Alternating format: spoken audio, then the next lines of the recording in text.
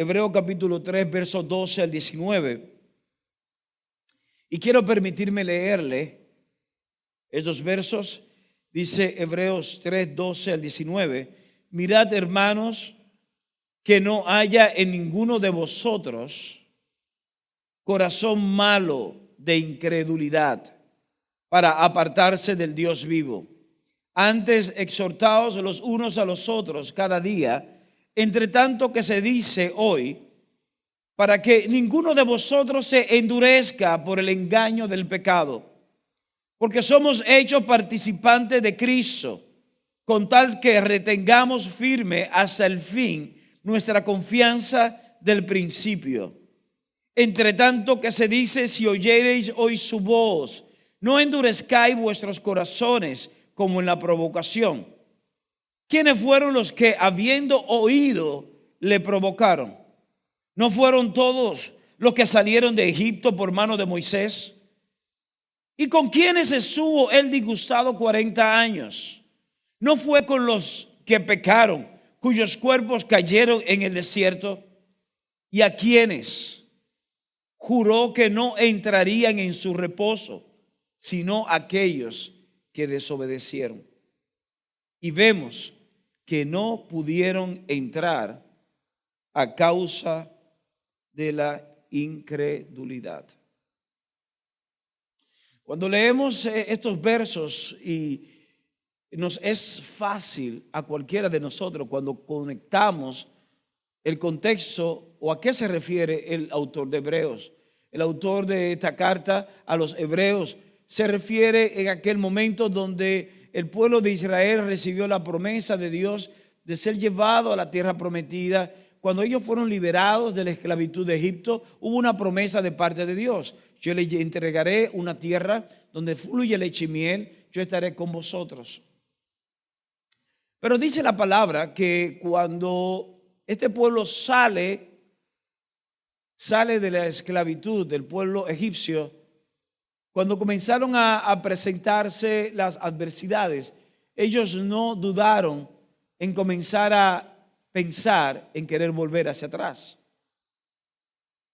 Pero más adelante dice la escritura que cuando Moisés envía, en el número capítulo 13 lo vemos, Moisés envía a estos espías para que inspeccionaran la tierra prometida. Dice la palabra que cuando 10 de ellos dieron un reporte negativo no porque distorsionaran la realidad, había una realidad, habían gigantes, habían personas expertas en pelear y todo esto.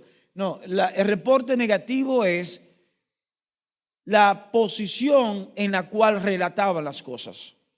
Tú puedes relatar hechos desde una posición de fe o desde una posición de temor e incredulidad. El mal reporte de ellos es porque lo hicieron desde una posición de temor, de cobardía y de incredulidad. Y dice la palabra que todo un pueblo se volvió en contra de Dios y en contra de su líder. Y comenzaron a murmurar contra Moisés, diciéndole: oye Moisés, ¿para qué nos sacaste de Egipto? Allá estábamos mejor. ¿Nos sacaste para que nosotros muriéramos acá en el desierto o que muriéramos en manos de estas personas? Aquí vemos entonces al autor de Hebreos diciendo que el corazón que operó en ese pueblo era un corazón malo, un corazón incrédulo. Ahora yo quiero que entendamos algo. En el pasado se utilizaba mucho como estrategia para tú conquistar una nación a través de las armas, de las espadas, arcos. Luego, ¿verdad?, fuimos transicionando el tipo de armas hasta hoy día que hablamos de armas biológicas o armas de tipo nuclear. Pero el punto es que los pueblos se conquistaban por la fuerza. Pero esa conquista que se logran por la fuerza son conquistas temporales. Por eso vemos que cuando leemos la historia, vemos que de manera cíclica se levantaban diferentes imperios. Diferentes imperios. En un momento Egipto fue un gran poderío, un gran poder como nación. Luego vemos los babilonios, ¿verdad? Luego vemos los romanos, cómo se levantaron. Y así vemos cómo diferentes imperios, de cuando en vez fueron levantándose a causa de la fuerza, su poder temporal. Pero las conquistas que permanecen es cuando tú logras transformar la mente de un pueblo. Cuando tú logras transformar la mentalidad de una nación, de un pueblo, cuando tú logras no solamente transformar su mentalidad, sino que a través de transformar la forma de pensar, tú le transformas también su cultura y por ende sus costumbres, ya es un pueblo que tú has conquistado. Y es por eso que hoy día podemos ver el pueblo de Dios conquistado, pero no conquistado por el amor de Cristo. Vemos un pueblo conquistado porque ha sido seducido por una cultura, ha sido seducido por una mentalidad que ha sido implantada en nuestras vidas, que de cuando en vez tenemos un momento de lucidez, pero de alguna forma siempre volvemos a lo mismo y operamos desde una posición de incredulidad. ¿Cómo lidiamos con la incredulidad? Es el mensaje de hoy, ¿verdad? Hemos querido llamarle así, lidiando con la incredulidad. Porque vamos a ver brevemente, ¿verdad? Solamente quiero tocar 3 puntos hoy y hacerlo bien rapidito. ¿Cómo nosotros podemos lidiar con la incredulidad? Porque aquí la palabra está hablando en Hebreos de un corazón incrédulo, un corazón malo, perverso. Porque donde hay incredulidad, está negando no solamente la presencia de Dios. Un corazón incrédulo niega la esencia, la naturaleza de Dios. Cuando tú y yo operamos en incredulidad en cualquier aspecto de nuestras vidas con relación a Dios, no estamos diciendo que el problema es grande, no estamos diciendo que la dificultad es impresionante, no, estamos diciendo que estamos cuestionando la naturaleza de nuestro Dios. Estamos cuestionando las motivaciones de nuestro Dios. Estamos cuestionando la esencia. Y todo corazón que comienza a cuestionar y a juzgar a Dios es un corazón malo, es un corazón perverso, por cuanto es un corazón incrédulo. La pregunta que tenemos que hacernos hoy, ¿cómo podemos lidiar? Porque todos nosotros tenemos momentos de incredulidad. Todos nosotros tenemos episodios en nuestras vidas. Porque óyeme bien, no es fácil tú encontrarte con un diagnóstico donde de repente todo se te cae. Todos tus planes, todos tus sueños se te derrumban. No es fácil tú lidiar con una realidad financiera o una realidad en tu hogar. ¿Cómo podemos lidiar? Seguir abrazando y creyendo una palabra que Dios nos ha dado, Dios nos ha prometido. Dice en una de las cartas del apóstol Pedro que las promesas de Dios son preciosas, son grandísimas. Pero ¿cómo podemos mantenernos firmes creyendo esas promesas cuando estamos lidiando, manejando una situación que nos está golpeando? Quizás no solamente en el ámbito natural, sino también nos está golpeando en el ámbito emocional. ¿Cómo lidiamos con la incredulidad? Porque todo corazón incrédulo es perverso. Todo corazón incrédulo es malvado y Dios no se agrada. Y si Dios no se agrada de un corazón perverso, si Dios no se agrada de un corazón incrédulo, no podemos esperar ver una intervención de Dios sobrenatural alterando el curso de las cosas en nuestras vidas. Primer libro de Reyes, capítulo 17, habla de un episodio de la historia de uno de los profetas que, aunque hay muchos profetas y varios profetas, pero es como que el profeta ícono del Antiguo Testamento es el profeta Elías. Aunque quizás hubo profetas como Eliseo que hizo el doble de milagro o que Dios lo usó para hacer doble milagro que hizo Elías. Hay profetas como Isaías que escribió y los escritos que del profeta Isaías durante todo su tiempo no solamente es conocido como el Evangelio del Antiguo Testamento porque las mayores manifestaciones de revelación acerca del Mesías la encontramos a través del profeta Isaías. Sin embargo, a través de Elías, yo quiero que tú y yo podamos identificarnos hoy cómo podemos tú y yo, a través de este hombre, lidiar con la incredulidad. El capítulo 17 del primer libro de Reyes nos habla a nosotros de que en un momento determinado el pueblo de Israel se había apartado de Dios. El pueblo de Israel se había apartado de Dios, y dice aquí la palabra en el verso 1: entonces Elías Tisbita, que era de los moradores de Galaad, dijo a Acab: vive Jehová, Dios de Israel, en cuya presencia soy, que no habrá lluvia ni rocío en esos años, sino por mi palabra. Y vino a él palabra de Jehová diciendo: apártate de aquí y vuélvete al oriente y escóndete en el arroyo de Kerit, que está frente al Jordán. Beberás del arroyo, y yo he mandado a los cuervos que te den allí de comer. Y él fue e hizo conforme a la palabra de Jehová, pues se fue y vivió junto al arroyo de Kerit, que está frente al Jordán. Los cuervos le traían pan y carne por la mañana y pan y carne por la tarde, y bebía del arroyo. Pasado algunos días se secó el arroyo, porque no había llovido sobre la tierra. Ahora, ¿cuál es el punto? Cuando leemos la carta de Santiago, capítulo 5, dice la palabra que Elías era un hombre sujeto a pasiones como la nuestra, pero que Elías habló palabra de parte de Dios y no llovió por un espacio de tiempo. Luego habló de nuevo, oró de nuevo, y Dios hizo caer lluvia. Vemos que Elías en un momento determinado es guiado por Dios y es llevado a un arroyo para ser sustentado, y dice que Dios enviaba cuervos para alimentar, una forma sobrenatural. De pronto se seca el arroyo y vemos el milagro que sucede con la viuda de Sarepta, que no vamos a entrar ahí porque no es el tema en sí que quiero tratar hoy. Por el punto es que el profeta Elías es un hombre que Dios levanta junto con un remanente en medio de una generación de hijos de Dios o de pueblo de Dios, pero que se habían apartado de Dios. Dice la palabra, y lo vemos en el capítulo 18, que todo este pueblo junto con su rey se había apartado hacia la idolatría, se había apartado hacia la adoración a falsos dioses. Pero ¿de qué pueblo estamos hablando? Estamos hablando de un pueblo que en segundo libro de Crónicas, capítulo 7, versos del 1 al 3, no lo voy a leer, pero el segundo libro de Crónicas, capítulo 7, del 1 al 3, habla del momento en que Salomón dedica el templo a Dios.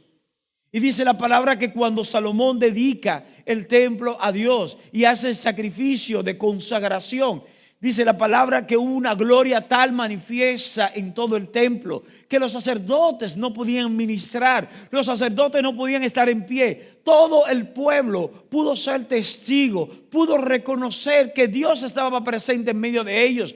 Todo el pueblo adoró a Dios. No pasaron 100 años. Pasaron 8 reinados diferentes. Desde ese momento tan glorioso a este momento tan triste, donde vemos el mismo pueblo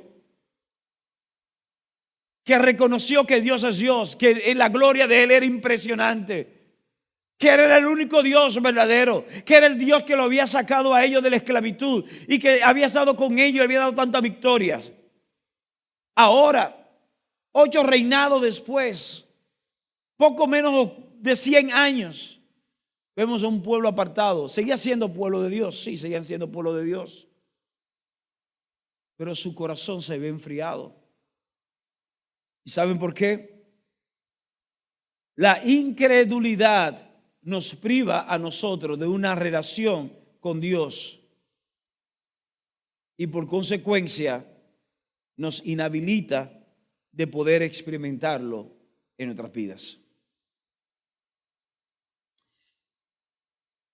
En algún punto, este pueblo comenzó a decrecer en su comunión con Dios.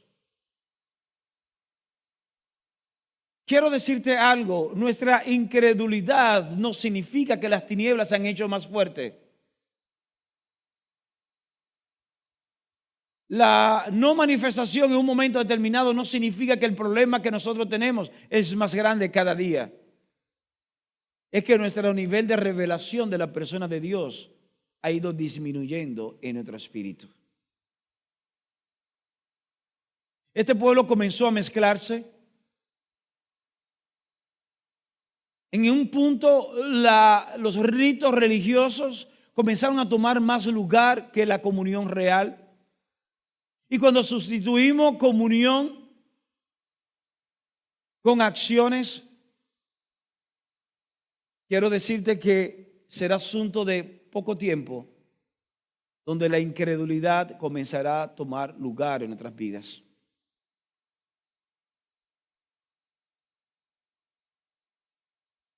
Cuando nosotros decimos, bueno, mira, lo que tenemos que hacer para lograr esto es esto, esto y esto, A, B, C, D, y comenzamos y vemos métodos y leemos libros con ciertos métodos y aplicamos esos métodos y vemos el resultado, inconscientemente comenzamos a sacar a Dios de la ecuación y ver que los esfuerzos humanos dan resultado, y llega un punto que tenemos toda una generación basada en esfuerzos humanos, en estructuras humanas, y no basada en una comunión con Dios. ¿Dónde está ese pueblo que cuando las dificultades se presentaban se postraba de rodillas? ¿Dónde está esa generación de líderes que cuando queremos ver resultados, en lugar de comenzar a pensar qué vamos a hacer, cómo vamos a maquinar, qué estructura vamos a hacer, vamos a volver nuevamente nuestro rostro a Dios y restaurar el altar a Él en nuestros corazones? Corazón incrédulo. Dice la palabra que Elías en el capítulo 18 confronta a Acab, y dice la palabra que cuando confronta a Acab, Acab le dice: tú estás perturbando la nación, tú estás siendo diferente, toda la nación está siguiendo este ritmo, pero tú quieres ser diferente, tú tienes un discurso diferente, tú estás trastornando la cosa. Porque quiero decirte que cuando una persona se levanta como voz profética, como una voz en el desierto para proclamar la voluntad y los propósitos de Dios, se ve como algo extraño, como un trastornador, se ve como un abortivo en medio de una sociedad, se ve un abortivo incluso en medio de las iglesias, cuando alguien quiere levantarse y hacer o pensar las cosas diferentes. Y dice Elías a Acab: no, tú eres que ha trastornado los caminos de Dios. Tú eres que ha querido trastornar a este pueblo y lo has apartado de donde ellos tienen que estar. Y se da esa gran confrontación en el Monte Carmelo. Esa confrontación entre los falsos profetas de Baal y Elías. 850 falsos profetas, 400 de Baal, 450 450 de Baal y 400 de Azarot. 850 profetas falsos, haciendo todos sus rituales para que el Dios de ellos se manifestase por fuego. Elías solamente se para y le dice: Señor, hazlo, para que este pueblo reconozca que tú eres el Dios vivo, que tú eres el Dios verdadero. Y dice la palabra que Dios respondió por fuego. Estoy resumiendo, ¿verdad? Cuando el pueblo vio la manifestación, el pueblo se volvió y reconoció que verdaderamente Dios es el único y verdadero Dios. Pero ¿sabes qué? Exactamente ese es el mismo pueblo que más adelante luego se aparta. Porque los pueblos, los hijos de Dios, que basan su relación con Dios a manifestaciones sobrenaturales, a episodios de respuesta, a episodios de cómo me siento a causa de una respuesta de Dios, son pueblos cuyos corazones son malos e incrédulos. Porque un corazón que no es incrédulo es un corazón que le cree a Dios, aún las circunstancias sean negativas, aún el diagnóstico es adverso, aún esté viendo, escuchando cosas que están perturbando su alma, pero se mantiene firme porque sabe que fiel es el que prometió y que el Dios que le ha creído es el Dios que se mantiene constante, inmutable a través de los tiempos.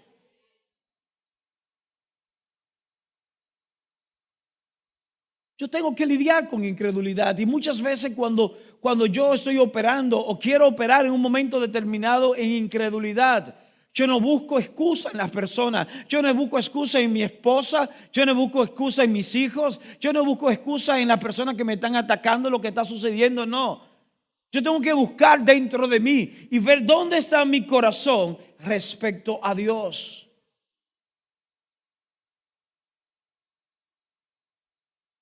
Tengo una pregunta para ti hoy.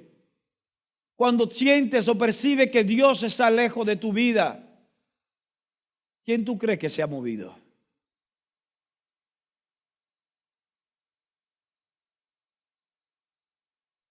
¿Quién crees que se ha movido?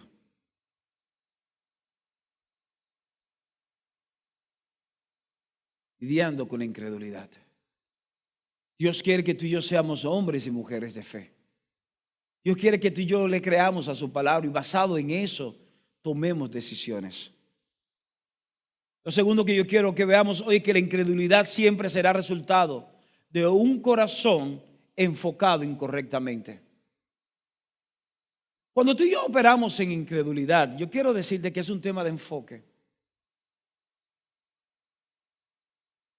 Mira, es como cuando tú vas a tirar una foto y está como medio nublado y tú dices, espérate, yo no veo bien. No es el objeto que está nublado, ¿verdad? No es la persona a la que tú le vas a tirar la foto que no se ve bien. No, es el lente. Tenemos que enfocar o limpiar el lente. Y te darás cuenta que el objeto está ahí, que el objeto está definido. Que era un problema de enfoque. Lo que pasó con el pueblo de este pueblo que habla del día de la provocación es que en Número capítulo 13 habla de un grupo de hombres que cuando vienen y dan el reporte desde un enfoque de incredulidad y de temor. Dos de ellos, Josué y Caleb, dan el mismo reporte, exactamente el mismo reporte, pero desde un enfoque de fe y de conocimiento de quién es Dios. Dicen, sí, ciertamente hay gigantes, sí, ciertamente hay esto, sí, ciertamente hay aquello, pero nuestro Dios, tema de enfoque. ¿Dónde está el enfoque tuyo? Es la pregunta que quiero hacerte hoy. ¿Dónde está tu enfoque? Porque la incredulidad es un tema de enfoque. Dice la palabra que donde está tu tesoro, ahí está tu corazón. ¿Dónde está tu enfoque? El problema es que muchos de nosotros nos apartamos de Dios porque nos dejamos abrumar de las cosas de la vida. No solamente cosas malas, cosas buenas nos suceden. Bendiciones de Dios se manifiestan, pero permitimos que esas bendiciones nos embriaguen de una forma tal que comiencen a desenfocar nuestro corazón. Y el día que necesitamos una intervención de Dios, estamos asustados y dudamos porque nos hemos desenfocado tanto que perdemos la perspectiva de quién es Dios. Olvidamos incluso que el Dios que lo hizo ayer es el mismo Dios que lo puede hacer hoy.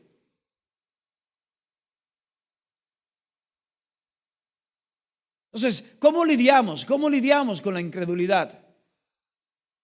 Tenemos que detenernos y revisar cuál es el enfoque que hay en nuestros corazones. ¿Qué hay en tu corazón?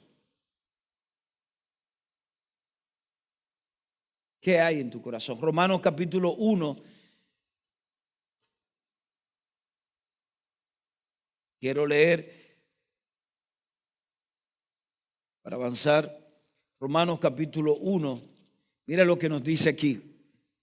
Pablo, siervo de Jesucristo, llamado a ser apóstol, apartado para el evangelio de Dios, que él había prometido antes por sus profetas en las Santas Escrituras acerca de su Hijo, nuestro Señor Jesucristo, que era del linaje de David según la carne. Voy a saltar el verso 18. Porque la ira de Dios se revela desde el cielo contra toda impiedad e injusticia de los hombres que detienen con injusticia la verdad. Porque lo que Dios se conoce le es manifiesto, pues Dios se lo manifestó. Porque las cosas invisibles de Él, su eterno poder y deidad, se hacen claramente visibles desde la creación del mundo, siendo entendidas por medio de las cosas hechas, de modo que no tienen excusa. Pues habiendo conocido a Dios, no le glorificaron como a Dios, ni le dieron gracias, sino que se envanecieron en sus razonamientos, y su necio corazón fue entenebrecido. Profesando ser sabios, se hicieron necios y cambiaron la gloria del Dios incorruptible en semejanza de imagen de hombre corruptible, de aves, de cuadrúpedos, de reptiles, por lo cual también Dios los entregó a la inmundicia en la concupiscencia de sus corazones, de modo que deshonraron entre sí en sus propios cuerpos, ya que cambiaron la verdad de Dios por la mentira, honrando y dando culto a las criaturas antes que al Creador, el cual es bendito por los siglos. Amén. Por esto Dios lo entregó a pasiones vergonzosas, pues aún sus mujeres cambiaron el uso natural por el que es contra la naturaleza. Y de igual modo también los hombres, dejando el uso natural de la mujer, se encendieron en su lascivia uno con otros, cometiendo hechos vergonzosos, hombres con hombres, y recibiendo en sí mismo la retribución debida de su extravío. Y como ellos no aprobaron tener en cuenta a Dios, Dios se lo entregó a una mente reprobada para hacer cosas que no convienen, estando atestado de toda injusticia, fornicación, perversidad, avaricia, maldad, llenos de envidia, homicidios, contienda, engaños y malignidades, murmuradores, detractores, aborrecedores de Dios, injuriosos, soberbios, altivos, inventores de males, desobedientes a los padres, necios, desleales, sin afecto fraternal, implacables, sin misericordia, quienes habiendo entendido el juicio de Dios, que los que practican tales cosas son dignos de muerte, no solo las hacen, sino que también se complacen con los que la practican.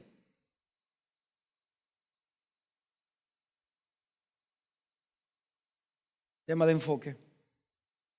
Yo sé que nos es fácil para nosotros, desde una mente religiosa, hacer selección múltiple de esos pecados que mencionan ahí en Romanos capítulo 1. Yo creo que eso es un buen capítulo para tú y yo revisar el enfoque de nuestro corazón. Porque no es fácil. Si tú ves lo que dice ahí la palabra con la homosexualidad, varones con varones, las mujeres cambiando el uso natural y esto, y comenzamos a mandar el juicio. Nuestra mente religiosa nos es tan fácil hacer una selección múltiple de pecado. Pero ¿qué de la avaricia que puede haber en tu corazón hoy?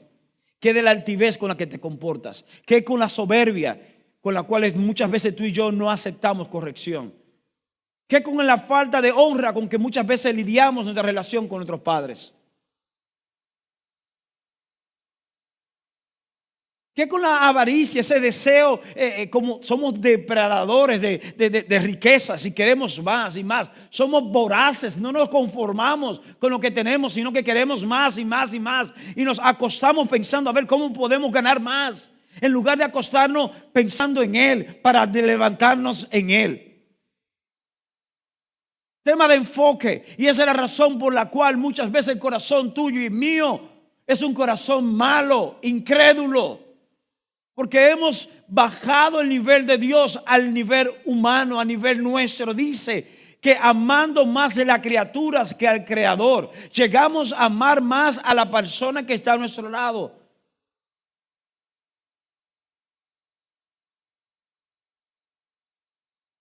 Hasta que tú y yo no entendamos que esa mujer o ese hombre que es su esposo o tu esposa, cuando tú la abrazas, tú tienes que abrazarla pero convencido, convencida de que esa persona es la número 2 en tu corazón. Porque el lugar de Dios no puede ser negociable. Voy a decirte esto nuevamente: el lugar de Dios no puede ser negociable. Pero tenemos una iglesia que se ha culturizado con el sistema, donde las cosas que arropa el sistema ha desplazado a Dios de nuestros corazones. Y vemos una iglesia que entretiene, vemos una iglesia débil, fusilánime, porque es una iglesia que opera desde un corazón incrédulo, donde ha amado más a la criatura, ha amado más las cosas, el sistema, que al Creador. Es más, con la ambición de tener más personas, muchas veces queremos rebajar el nivel, el estándar de Dios, con tal de que las personas no se sientan incómodas. No queremos tomar decisiones con tal de que las personas no se nos vayan. Queremos retener la persona, aunque eso implique aflicción o tristeza al Espíritu de Dios que vive en nosotros y que nos anhela celosamente. Corazones incrédulos, operamos desde corazones incrédulos. Pero la palabra nos dice que un corazón incrédulo no espere recibir cosa alguna de parte de Dios. No estoy hablando hoy de que Dios no nos va a hacer, no. Dios lo que nos está diciendo es: vuelvan sus corazones a mí. Hay un llamado de Dios a que volvamos nuestros corazones a Él, que estemos dispuestos a nosotros bajar las armas y rendirnos delante de Él. No son mis razones, no son mis deseos, no son mis pasiones, es tu voluntad. Señor, que tu voluntad sea mi voluntad. ¿Qué tú quieres para mí? Aquí estoy, yo lo rindo. Aquí estoy, tengo que humillarme, me voy a humillar. Tengo que pedir perdón, pediré perdón. Tengo que retroceder, retrocederé. Tengo que avanzar, avanzaré. Pero dime tú, Señor, ¿qué tú quieres de mí? Aunque eso me coloque en una posición vulnerable, porque aunque yo sea esté en una posición vulnerable, cuando yo soy débil, en ti soy fuerte, porque tu poder se perfecciona en mi debilidad. Es un conocimiento, es un enfoque de Dios que nos lleva a nosotros a tomar decisiones de fe. Romanos capítulo 4, versos 16 al 21.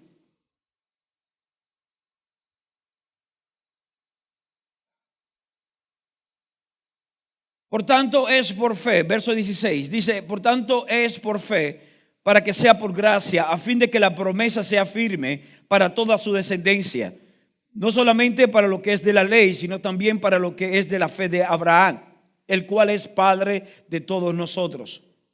Como está escrito: te he puesto por padre de mucha gente delante de Dios, a quien creyó, el cual da vida a los muertos y llama a las cosas que no son como si fuesen. Ese es tu Dios. Tu Dios es un Dios que da vida a los muertos. Da vida a un matrimonio que está muerto. Puede dar vida a una finanza que está destruida. Puede traer vida a un cuerpo que se esté deteriorando a causa de la salud. Puede dar vida a una persona que está ahora mismo en el punto más bajo de su vida. Y es el Dios que llama a las cosas que no son como si fuesen. Porque por su palabra fueron creados los cielos y la tierra. Dice una cosa más acá. Dice el verso 18: Él creyó en esperanza contra esperanza, para llegar a ser padre de mucha gente, conforme a lo que se le había dicho: así será tu descendencia. Y no se debilitó, hablando de Abraham, y no se debilitó en la fe al considerar su cuerpo, que estaba ya como muerto, siendo casi de 100 años, o la esterilidad de la matriz de Sara. Tampoco dudó por incredulidad de la promesa de Dios, sino que se fortaleció en fe, dando gloria a Dios, plenamente convencido de que era también poderoso para hacer todo lo que había prometido. Es un tema de enfoque. Dice la palabra que Abraham pudo ver su cuerpo y dijo: oye, yo soy un viejito de casi 100 años. ¿De dónde yo voy a tener una descendencia? Mira a Sara y ve que Sara ha sido estéril toda su vida. ¿Cómo vamos a tener una descendencia siendo yo de casi 100 años y mi mujer que tiene 90 y ha sido estéril todo el tiempo? Pero dice la palabra que él creyó esperanza contra esperanza. Las circunstancias dictaban algo. Las personas podían decirle algo. Su siervo podía decirle algo. Las cosas decían algo a su vida. Pero había algo que gobernaba. ¿Qué gobernaba? La revelación que él tenía de Dios. Y dice que él creyó, se fortaleció en la fe, porque él sabía que quien prometió es fiel. Enfoque. Cuando dice la palabra que Abraham fue padre de la fe, no porque Abraham fue perfecto. Sabemos la metida de pata, las decisiones incorrectas que él tomó en un momento determinado. Abraham mintió para asegurarse, ¿verdad? Y para protegerse de un rey, porque si acaso le gustaba a su esposa. Todas estas situaciones, estas sombras que están ahí, que a veces los predicadores no queremos mencionar de la vida de Abraham para no dañarle. Pero si Dios las pone es con un propósito, para que tú y yo entendamos que a pesar de nuestras debilidades, a pesar de nuestras fallas, Él nos puede usar. Él nos puede levantar y Él puede responder a una fe de un hombre y de una mujer que, aunque esté lidiando con la incredulidad, en el fondo está convencido de que Dios es Dios. Enfoque. Finalmente, quiero que entendamos esto. Dios se levanta personas o circunstancias para traer enfoque a nuestros corazones. Dios levanta personas o circunstancias. A veces estamos tan desenfocados. Cuando leemos Romanos capítulo 1, nos damos cuenta que muchas veces nos desenfocamos. Y Dios permite circunstancias en nuestras vidas, o Dios permite personas en nuestras vidas para traer un enfoque. Ya sea porque esas personas nos van a inspirar, o ya sea porque esas personas nos van a arrastrar a tener que clamar y buscar de Dios. Personas o circunstancias para traer ese enfoque. Eso fue lo que sucedió con el capítulo 18 del primer libro de Reyes. Dios levantó una persona, Elías. Dios levantó una circunstancia, la sequía, para demostrar que la respuesta estaba en Él.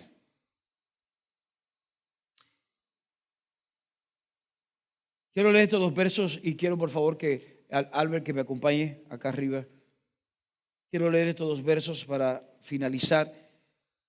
Primera carta del apóstol Pedro, capítulo 5, verso 9.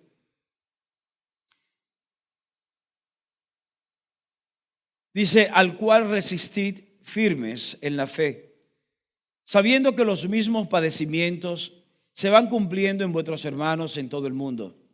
Mas el Dios de toda gracia, que nos llamó a su gloria eterna en Jesucristo, después que hayáis padecido un poco de tiempo, Él mismo os perfeccione, afirme, fortalezca y establezca. A Él sea la gloria y el imperio por los siglos. Amén. Tenemos que estar firmes. Yo no estoy hablando que tú y yo tengamos una posición hipócrita ahora de sonreír y que todo está bien, yo estoy en gozo y nos está llevando Malgaro, ¿verdad? No, yo no estoy hablando de esto,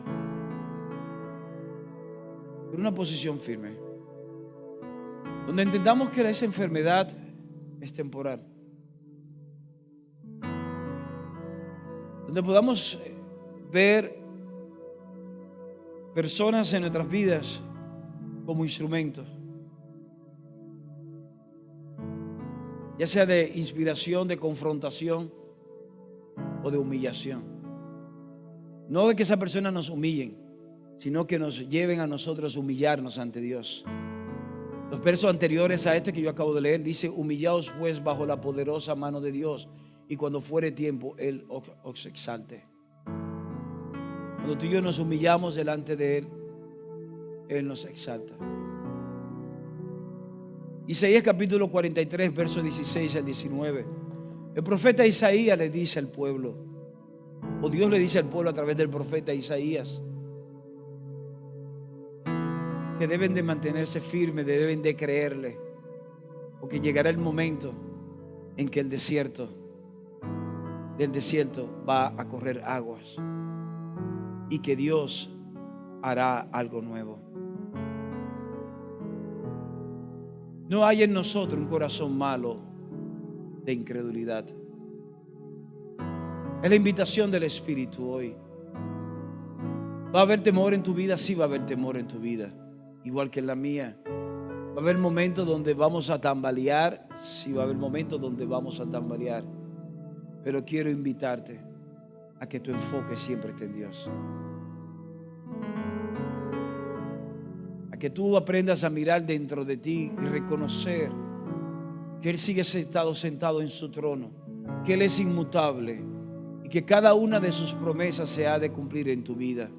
Y que así como Abraham, tú y yo estamos llamados a creer esperanza contra esperanza, sabiendo que fiel es el que prometió. ¿Qué Dios ha prometido a tu vida? No, yo no estoy hablando del carro. Yo no estoy hablando del apartamento, del novio o de la novia. Dios ha prometido que tú en Él vas a experimentar vida y vida en abundancia. Una vida plena. Y hasta tanto tú y yo no comprendamos que esa vida abundante no está determinada por la marca del vehículo que tenemos, el tamaño de la casa o del apartamento donde vivimos, que la vida abundante no está determinada con la marca de los zapatos, del traje que tú uses o del vestido, de la cartera que tú tengas. Cuando tú y yo podamos comprender que esa vida abundante no está determinada de que si tú puedes tener o no tener hijos, o cuántos hijos tú tienes, si está casado o no está casada, si tiene novio o no tiene novio, hasta que tú y yo no comprendamos eso, entonces todavía nuestras mentes están desenfocadas. Porque solamente una mente enfocada, comprendiendo que Dios es el todo, entonces estará preparada esa persona para que todas las añadiduras vengan a él o a ella. Lidiando con la incredulidad. Tú puedes vencer la incredulidad, yo puedo vencer la incredulidad. ¿Cuál es la decisión que tomarás? Padre, gracias te damos. Te damos gracias en ese momento.